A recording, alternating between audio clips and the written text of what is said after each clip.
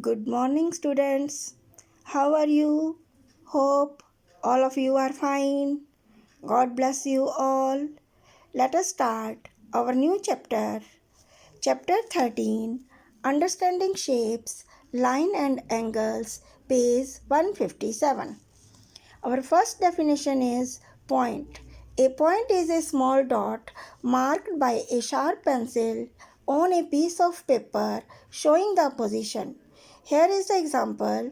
Here is a dot and it is represented by a capital letter A. Like this, X, Y, B. Now, our second definition is line. A line is a straight, one-dimensional figure having no thickness and extending infinitely in both directions. Here is a line and both side arrow. It means we can extend the line in both directions, and the name of the line is AB. And we can represent the line like this also, both side arrow and with small letter L. And the symbol for line is AB on the top small line with both side arrow, or in words line L. Now our next definition is plane. Flat surface is known as plane. Example, surface of blackboard or surface of tabletop. A plane has no definite length and no definite breadth. It has no thickness. We can represent the plane as rectangle or as a parallelogram. Plane. Now, next definition is ray. A ray is a straight line which starts from a fixed point and extends indefinitely in one direction. Here is a ray and there is a starting point, initial point A, and it can extend endlessly in the direction of B. And we can represent the line AB as one small line on the top of AB and with one arrow. Now next definition is line segment. Line segment. It is a part of line with two endpoints. A line segment is the shortest distance between 2 points. Here are 2 points and the shortest distance is called line, and AB is a line. We can represent it AB on the top small line segment.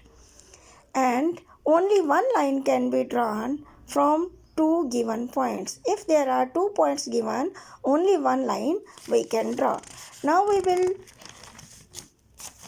will explain some properties of line and point in a plane.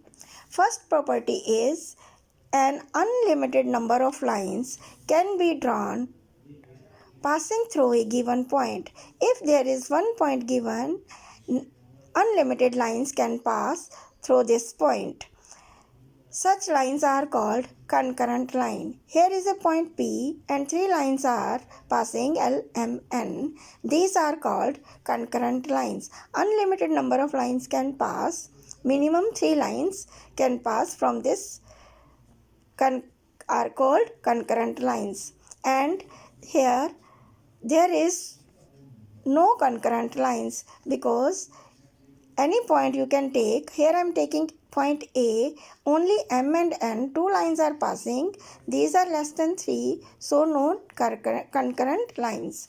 Now next property is 2 different lines in a plane can either intersect at a point or are parallel to each other.